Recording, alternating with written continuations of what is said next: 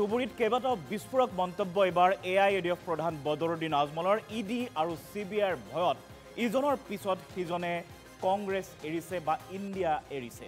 নীতিশ গ'ল, এইবাৰ মমতা আৰু কেজৰিৱালো আছে সন্দেহজনক স্থিতিত। বিজেপিত বহু কংগ্ৰেছীৰ যোগদানক লৈ মন্তব্য বদৰুদ্দিন আজমলৰ।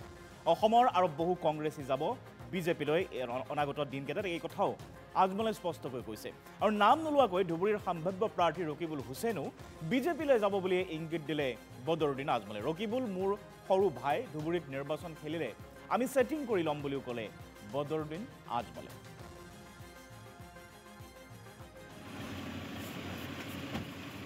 মমতা আমার হিসাবে বিজেপি যাব, সমাজবাদী বিজেপি না যায়, यानी यूपीर बेस शेष हो যাব। আমার কেজরিওয়াল ডাউট আছে, এটলিস্ট 75% মোর ডাউট আছে কেজরিওয়ালও বিজেপি যাব। হ্যাঁ, সবর উপর ইডি, আইডি, পিটি, সিআইডি, সিবিআই সব লাগাই দিছে। তো এইবিলাকৰ ভয়তে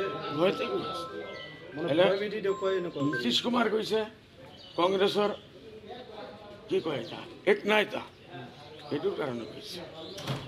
সিবিআই, ইডি, আইডি, পিটি যি লাগে সব আছে।